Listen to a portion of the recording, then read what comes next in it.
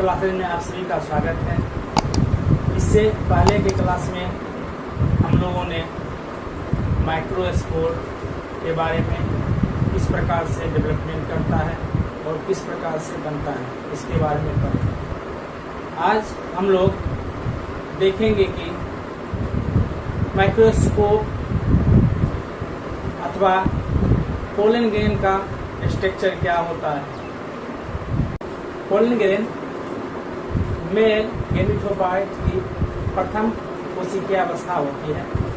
प्रत्येक pollen grain एक कोशिकीय, एक केंद्र की हैप्लॉइड एवं कोश संरचना होती है, जिसकी वॉल 2 लेयर वाली होती है। विभिन्न प्रजातियों में इसका माप तथा संरचना भिन्न भिन्न होता है।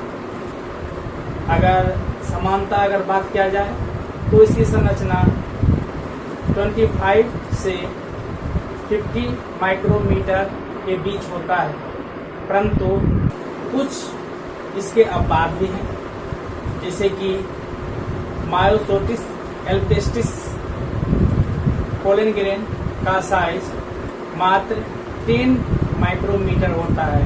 इसी प्रकार मिरेथ्रिस जलापा पोलन ग्रेन का साइज 200 माइक्रोमीटर के आसपास होता है। यह इम्पोर्टेंट है, नीट एग्जामिनेशन में भी यह बार बार आता है। अब देखते हैं कि पोलन ग्रेन के कितने लेयर होते हैं। पोलन ग्रेन का 2 लेयर होता है। पहला होता है एक्सिन, जिसे कि बाइस्टोल भी कहा जाता है, तथा दूसरा होता है इंटर्न, जिसे कि अंतःस्टोल भी कहा जाता है। सबसे पहले हम बात करते हैं एक्सिन का। तो यह मोटा, अलंकित और खुरदुरा होता है। एक्सिन एक विशेष रासायनिक पदार्थ स्पोरोपोलेनिन का बना होता है। यह केरोटिनाइड का ऑक्सीकार बहुलक होता है। इस पदार्थ के कारण परागकण गहरे रंग का होता है। यह फिजिकल और बायोटिक किसी भी प्रकार के जीवों से अपघटित नहीं होता है।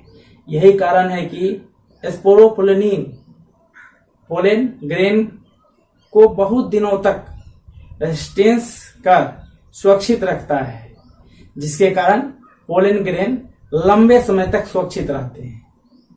दूसरा है इंटर्न, जिसे कि हम अंतःस्टोल भी कहते हैं। यह पतला, मृदु एवं कोमल झिल्ली सदृश होता है। यह पोलन ग्रेन के साइटोप्लाज्म को ढके रहता है। यह पेक्टोसेलुलोज का बना होता है।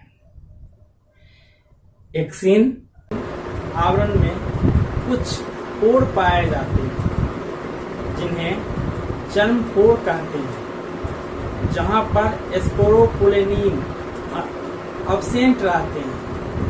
प्रायः डाइकोटिलीडन, जैसे कि द्विबीजपत्री पोलन ग्रेन में 3 जन्म पोर तथा मोनोकोटिलीडन में अर्थात एक बीजपत्री में केवल 1 जन्म पोर पाया जाता है। पोलन ग्रेन जर्मिनेशन के समय इंटर्न से जन्म पोर से होकर वृद्धि करता है, जो पोलन ट्यूब के रूप में बाहर निकलता है। कुछ पोलन ग्रेन एलर्जी कारक भी होते हैं। कैपिटम कोशिकाओं से उत्पन्न कुछ प्रोटीन, जो कि एक्सिन पोलन ग्रेन के एक्सिन पे उपस्थित होते हैं, जब इसके संपर्क में कोई मनुष्य आता है तो उसमें यह रोग उत्पन्न करते हैं या लाल लाल धब्बापन करते हैं, जिससे उनकी त्वचा पर खुजली होना प्रारंभ हो जाता है। जैसे कि पार्थेनिया गाजर घास, जो कि अमेरिका से गेहूं के द्वारा आया था और यह भारतवर्ष के लिए एक अभी तक समस्या बना हुआ है। उसी प्रकार से और भी कई सारा स्पीसीज के पोलन ग्रेन एलर्जी उत्पन्न करते हैं। अगर पोलन ग्रेन की स्ट्रक्चर एवं फिजियोलॉजी के अध्ययन को पेलिनोलॉजी कहते हैं।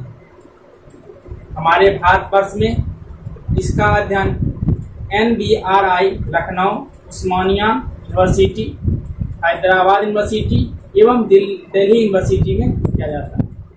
अब हम बात करते हैं पोलन प्रोडक्शन।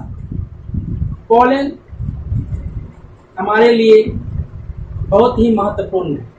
यह सिर्फ पॉलिनेशन के लिए ही महत्वपूर्ण नहीं, हमारे लिए यह भोजन के रूप में भी उपयोग किया जाता है, क्योंकि पोलन ग्रेन में बहुत से मिनरल्स पाए जाते हैं। इसमें अनसैचुरेटेड फैट भी होते हैं। पश्चिमी देशों में इसका उपयोग दौड़ने वाले लोग, घोड़ों एवं एथलीटों के कार्यकुशलता बढ़ाने हेतु दवा के रूप में किया जाता है। इसके अलावा पोलन ग्रेन से क्रीम भी बनाया जाता है, जो यूवी लाइट से चेहरे को प्रोटेक्शन प्रदान करता है। तथा जीवन काल के बारे में बात करें तो वह समय काल जिसमें पोलन ग्रेन फंक्शनल रहता है, उसे पोलन ग्रेन का विजिबिलिटी अर्थात जीवन काल कहा जाता है। यह तापमान, आर्द्रता एवं आनुवंशिक क्षमता पर निर्भर करता है। अनाजों के परागकणों का जीवन काल केवल 30 मिनट होता है, जिसे कि गेहूं, चावल, परंतु रोजेसी जिसमें गुलाब भी आता है, लेग्यूमिनेसी जैसे कि मटर एवं सोलनेसी जीनस के स्पीसीज में कई महीनों तक का होता है। पोलन ग्रेन को क्रायो कंजर्वेशन द्वारा लिक्विड नाइट्रोजन, जिसका टेम्परेचर -196 डिग्री सेल्सियस टेम्परेचर होता है, में संरक्षित किया जा सकता है। इन कंजर्वेटिव पोलन ग्रेन को पोलन बैंक कहा जाता है। इन भंडारित परागकणों को उपयोग क्रॉप रिप्रोडक्शन में किया जाता है। अब हम बात करते हैं मेल गेमिटोफाइट्स स्ट्रक्चर एवं डेवलपमेंट। पोलन ट्यूब एवं मेल गैमिट युक्त जर्मिनेंट पोलन ग्रेन को ही मेल गेमिटोफाइट कहा जाता है। अधिकांशतः एंजियोस्पर्म इसलिए है कि इनके परिवर्तन के 2 चरण होते हैं। देखो, फर्स्ट स्टेप तथा सेकेंड स्टेप हम करते हैं। अगर हम फर्स्ट स्टेप की बात करें तो यह पोलन ग्रेन के डेवलपमेंट होने के पहले का चरण होता है। इसके बाद पोलन ग्रेन समसूत्री विभाजन के द्वारा 2 असमान सेल का फॉर्मेशन करते हैं। इसमें से एक बड़ी सेल को वेजिटेटिव सेल कहते हैं, जबकि छोटी सेल को रिप्रोडक्टिव सेल कहते हैं। परंतु लगभग 40% एंजियोस्पर्म में यह 3 सेल का फॉर्मेशन करते हैं। लेकिन हम इन दोनों के बारे में ही देखते हैं, क्योंकि 60% एंजियोस्पर्म में यह 2 टाइप्स सेल ही डेवलपमेंट करते हैं, vegetative cell and reproductive cell. Vegetative cell का अगर हम बात करें तो इस सेल का आकार बड़ा होता है। अगर शुरुआत में केंद्रक बड़ा गोलाकार, लेकिन बाद में अनियमित आकार का हो जाता है। इसमें सेल ऑर्गेन के आकार में समय समय पर वृद्धि होता है तो संख्या में भी वृद्धि होता है। यह आगे चलकर पोलन ट्यूब का निर्माण करता है। दूसरा होता है रिप्रोडक्टिव सेल। यह लेंस आकार का होता है, लेकिन बाद में गोलाकार हो जाता है। सामान्यतः यह लंबी होकर एक आकृति का निर्माण करता है। इसका लंबा आकार पोलन ट्यूब में इसकी गति को सरलता बनाता है। इसमें कोशिका द्रव्य बहुत कम होता है, परंतु सभी समान कोशिकांग अर्थात सेल ऑर्गेन प्रेजेंट होते हैं। इसके न्यूक्लियस में क्रोमेटिन पदार्थ की मात्रा वेजिटेटिव सेल की तुलना में अधिक होती है। बाद में इसके न्यूक्लियस में विभाजन होकर मेल गैमेट्स का निर्माण होता है। अगर हम सेकेंड स्टेप की बात करें तो यह स्टेप पॉलिनेशन के बाद संपन्न होता है। इस स्टेप के अंतर्गत वेजिटेटिव सेल की वाल रिप्रोडक्टिव कोर, जिसे कि हम जर्म कोर भी कहते हैं, से निकलकर एक ट्यूब का निर्माण करती है, जिसे कि पोलन ट्यूब कहते हैं।